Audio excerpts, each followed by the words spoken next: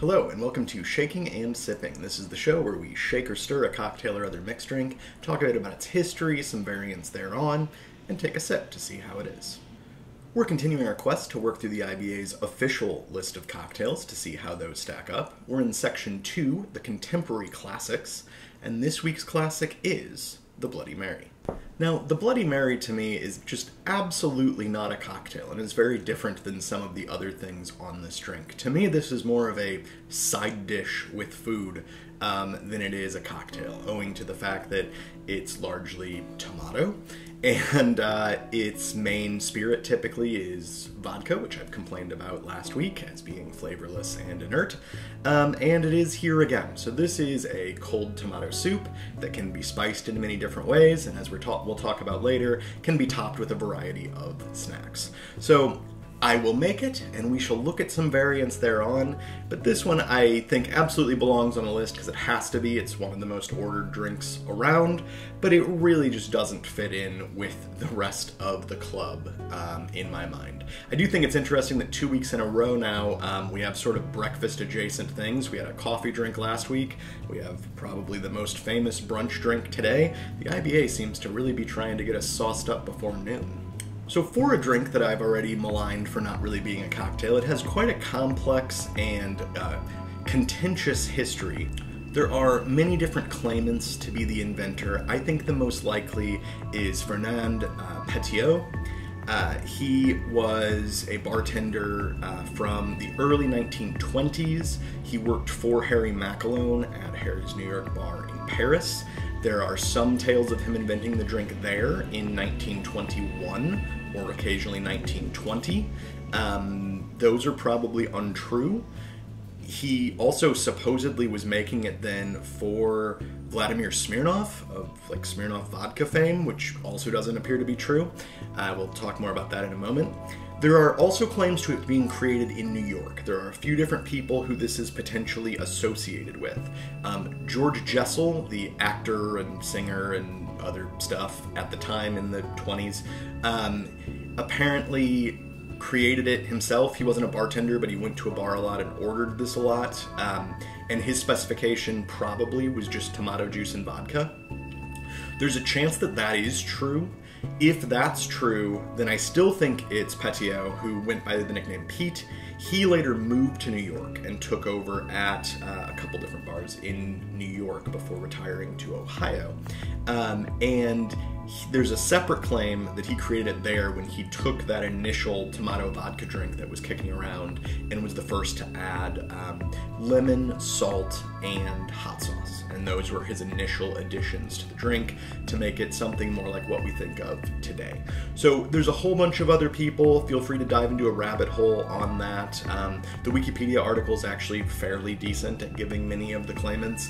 I think that's the most likely, that's the most traditional story, so we're gonna give it to him. Where from the name, that also is kind of a mess. The weirdest story that makes the least sense is that he was making it for Vladimir Smirnov, and somehow Vladimir couldn't pronounce Vladimir, so it sounded like Mary, which I can't make happen no matter how many times I say that name. So I don't know what that's about. The more common tale is really complicated. The guy who he made it for was from Chicago and had been going to a club called the Bucket of Blood and had met a waitress there named Mary, who he either was in love with from afar or actually dated him at some point. And he said, "This drink reminds me of her." And he said, "Okay, we'll call it Mary." And they said, "She works at this place called the Blood Bucket, whatever, Bloody," I don't know. Anyway, that's what it's called. Let's make up the first one. Alright, so for the first version, we're going to make it exactly to the IBA spec and not talk about too many optional changes, mix-ins, etc. We'll do that before we get to a second and third variant of the drink, where we'll talk about all the options available to you. Alright, and we're going to start with our tomato juice. This is not the best tomato juice in the world. We'll talk about some other options for that a little later. Of this, we're looking for 90 milliliters. That's going to be right around 3 fluid ounces.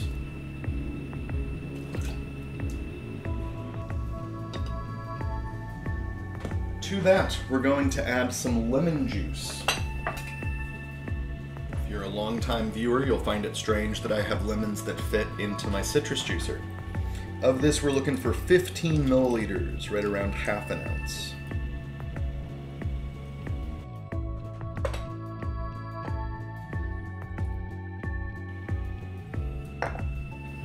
Then, of course, our spirit star, the vodka. Of this, we're looking for 45 milliliters, right around an ounce and a half.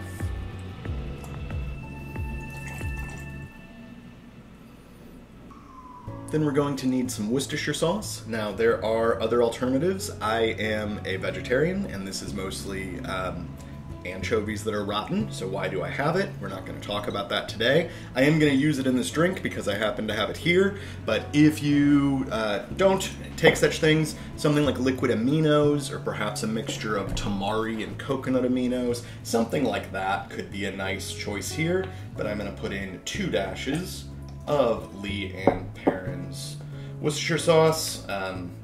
They are who actually invented it, so they're pretty good at making it.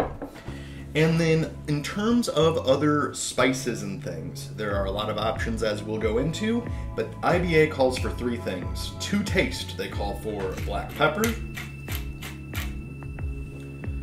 they call for celery salt,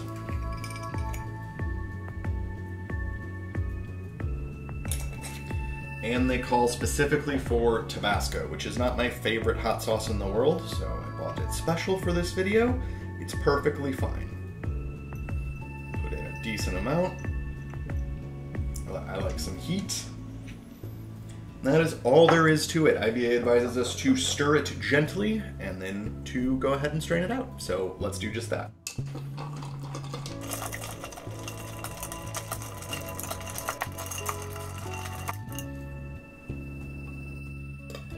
All right, we're gonna strain that into a rocks glass here. It's not gonna come near to filling it.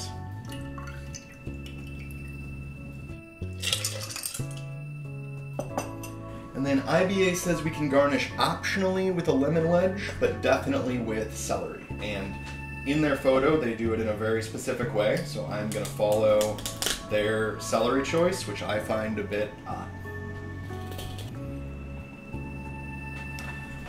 That is the off-centered cross of celery sticks as a garnish, I guess. Thanks, IBA. And this is an IBA spec Bloody Mary. I'm gonna have to just, I don't know, throw that in there, something. Otherwise, there's no way to drink it. Let's see how it is.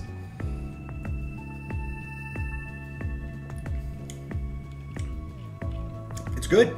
Is it anything like a cocktail or mixed drink in any way? No. Do I just discern any alcohol? No. What does it taste like? It tastes like tomato, I don't know, cold tomato soup that is spicy. So great. Do I like it? Yes. Does it make sense to talk about in the context of a mixed drink? No, not really, no.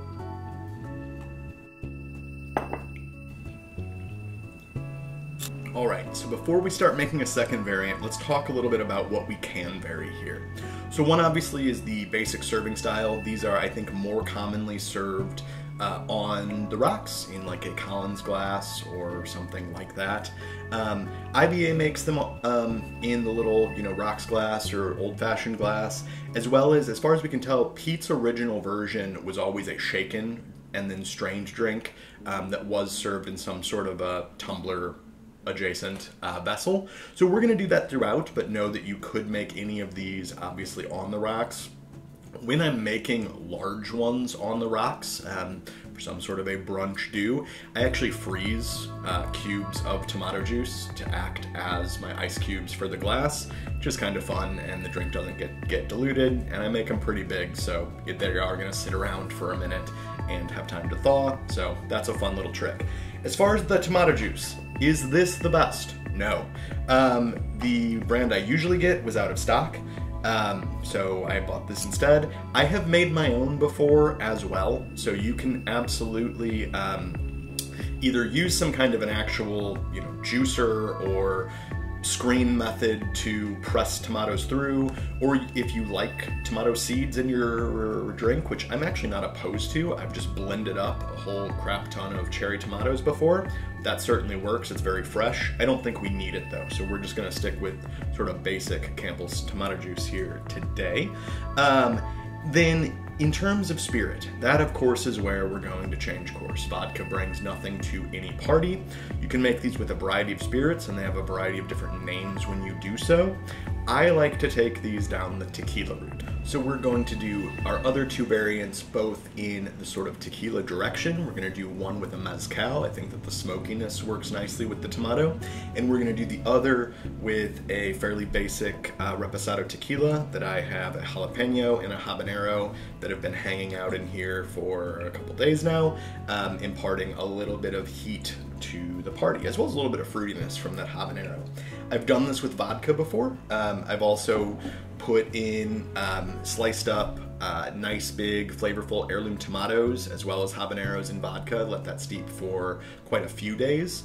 You then have to strain it pretty well through like cheesecloth or something, but that does impart some actual flavor into the vodka. I think I got that from Alton Brown. Very nice way to go. We're just not going to do it here. And then of course there are so many options with spices and hot sauces that can be used. We'll do a few differences here as we go and talk about more stuff as it comes up. I'm done ranting. Let's go. All right, for the second drink, we're going to keep proportions the same. So we are going to start off with roughly 30 milliliters or 90 milliliters or 3 ounces of tomato juice. There's 60 milliliters and 90 milliliters. Then this time, rather than our friend the lemon, although it's a great choice, we are going to switch to lime juice.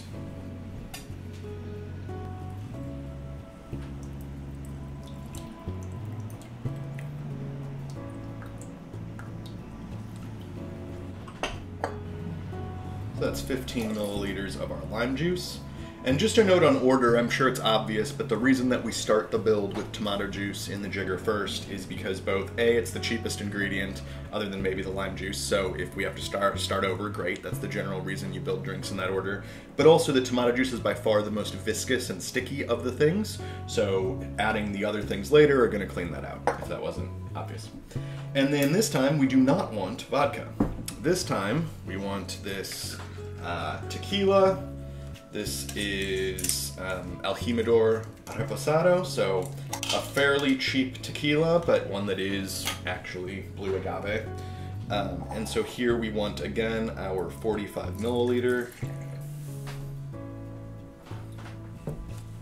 45 milliliters of that. Okay, now let's talk additions. So, Tabasco's out. We will stick with, of course, a nice serving of pepper and a nice amount of celery salt, a great ingredient that's underused in many things. We will also just stick with the Leon Perrins. 2 healthy dashes of that. And then here I've grabbed just a handful of the many spices and sauces that I have used in Bloody Marys in the past. You can use any amount of these. I have other hot sauces as well that I didn't bring out. What I'm gonna go for here is I want a little bit more smoke from these ingredients, since we're gonna get smoke from the mezcal in the other drink. So what I'm gonna do is I'm gonna go for 1 good dash of Chipotle Cholula, and then 1 shake of Crystal, because Crystal makes everything better. I'm just gonna throw in a shake of a smoked Spanish paprika. Want to go light on that, that can really take over. And then, what do we think? A little cumin, or maybe a little ancho chili powder? Let's say a shake of cumin.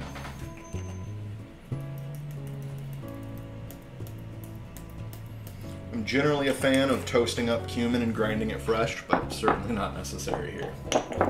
All right, that is all we need. Let's give it a stir.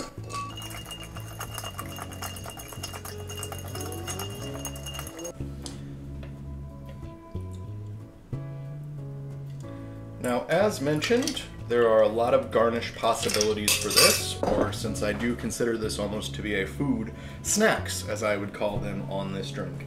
We could go very simple with that celery stalk X thing that we saw on the previous drink, or we could go a little bit more interesting. Some places might take this slightly too far. So this is a slight exaggeration, but honestly, not by that much, the amount of snacks I've seen before. I think all of these things are great ideas.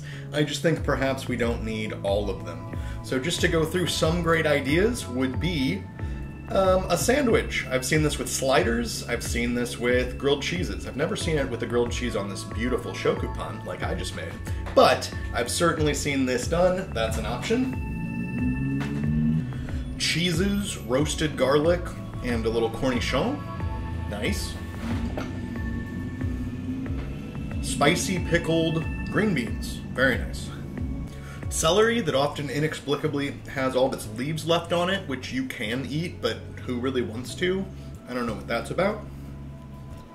A nice selection of different types of olives, and perhaps a nice wedge of whatever citrus it was that we used in the drink. Okay, now that we have our appetizers out of the way, let's try the main dish.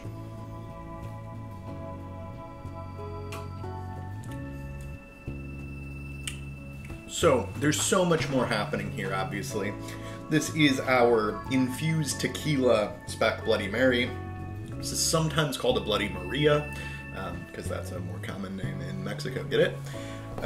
Clever. And so anyway, this has a lot more going on. It's very spicy. Obviously, I used a decent amount of hot sauce, as well as the fact that there's habanero and jalapeno infused into the tequila. But from the tequila, I am getting some grassy notes. I'm getting a little bit of that sort of minty thing that tequila has. I'm getting a lot of heat, which is mostly the habanero, but there is an extra bit of slight sweetness to it, which is the habanero. The jalapeno is also probably reinforcing some of the more vegetal notes of the tequila, plays well with the tomato. Just a more fully rounded, more interesting drink that still tastes more like soup than it does a cocktail. Now I can tell that's tequila, so this is in the realm of an alcoholic beverage. But I don't know, I can't imagine just kicking back and sipping this if I weren't, you know, having food or like as part of a brunch or whatever else. So it's still a weird drink for me, but it's delicious. Alright, for our final version, we're going to go back to how Pete used to make them and go ahead and make this as a shaken drink. I don't think it's going to make a ton of difference. It will get agitated and slightly froth, I suppose, but it won't really add body in any sort of permanent way, the way that shaking cream might. But let's do it this way, just for fun. We're going to start off, once again, I'm sure this is going to shock everyone, with 90 milliliters of tomato juice. To that, I'm going to stick with lime juice and go ahead and add another 15 milliliters, or about half an ounce.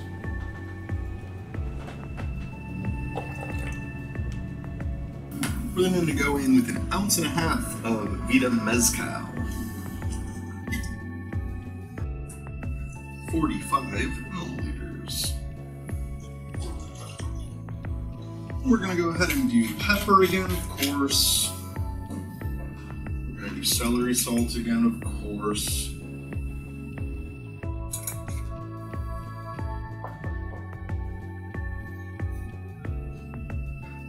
We'll do some lean herrings. And here I'm going to go with some sweet paprika, a little bit of ancho chili powder.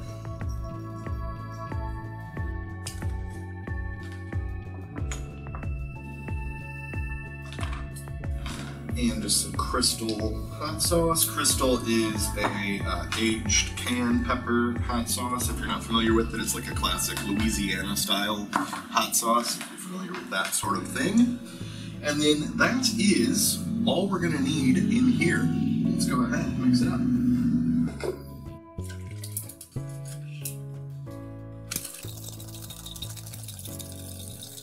Alright, and then this one, my one last little change here is I did a very light rim of the glass with tahine, which I think is going to play pretty well here.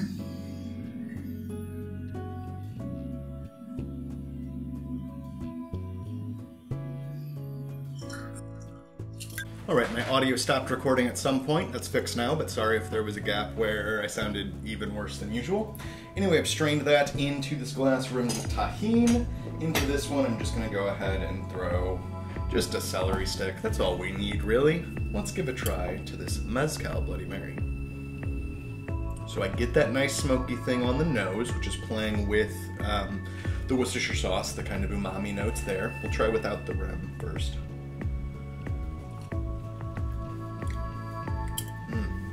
So this, again, it's delicious. It's also more adjacent to food than it is something I would consider as a, beverage in its own right. It is a sort of smoky, tomato-y. It's less spicy, obviously, because we didn't have the infused tequila. Just a little bit of heat from the crystal and the ancho chili powder. It's delicious. It's a really deep, smoky tomato soup.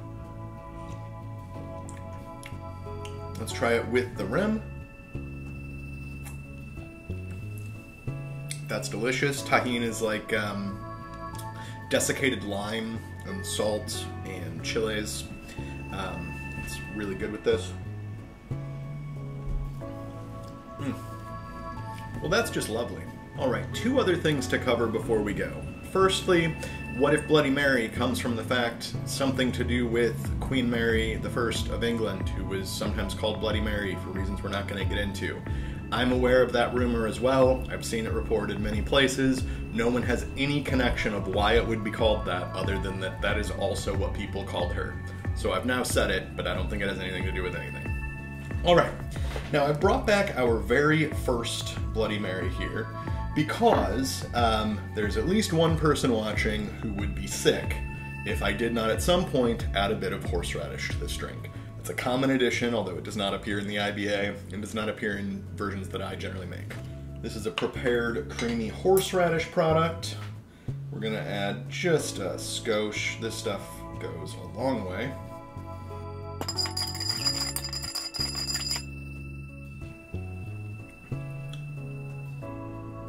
Yeah, so it's in there. That is plenty for my taste. I actually kind of like it right at that level. Not a big horseradish person in general. I like heat, but I prefer the sort of capsaicin heat of chilies rather than, I can't remember the name of the chemical, but that causes the sort of horseradish, wasabi, hot mustard sort of spiciness, whatever that chemical is called. I like the capsaicin and the piperine in pepper, but not so much that other thing. That is a really long name, whatever it's called. But this isn't bad. Feel free to add it if you like it. Well, thank you so much for coming along on our Bloody Mary episode. As you can see from this, I think this is a delicious drink. I just don't think there's much to say about it from a mixology point of view. It's tomato soup that can also get one drunk, which is great. We support it. Just not much more to say about it. Please make one, especially if you're doing any kind of a brunch, lunch event anytime soon. It's a great accompaniment. Feel free to make it however you want. The only requirements, literally, are tomato juice, a spirit, and I would say salt. Salt is key here, and preferably celery salt. But make it however you want, spicy or not, lots of spices, lots of citrus, none of those things. Whatever you want to do, try one soon. Visit the blog at shakingandsipping.com, where we'll have a write-up on this and each other drink, though it'll probably be pretty short this week. Follow on Twitter at shaking_sipping for occasional Twitter-type updates. Also on Twitter, you'll normally see when we're going to do IBA in real life, where we go to a local Seattle cocktail bar and order the drink and see how they make it, if they have interesting variants, etc. That'll also appear on the blog generally the day after these videos post. We're not going to do that this week because cocktail bars don't really do Bloody Marys, and I don't have any brunch plans between now and the video posting. So we'll have that back probably next week, and I'll be back, of course, next week with the next drink on the IBA's list. Until then, happy sipping, cheers.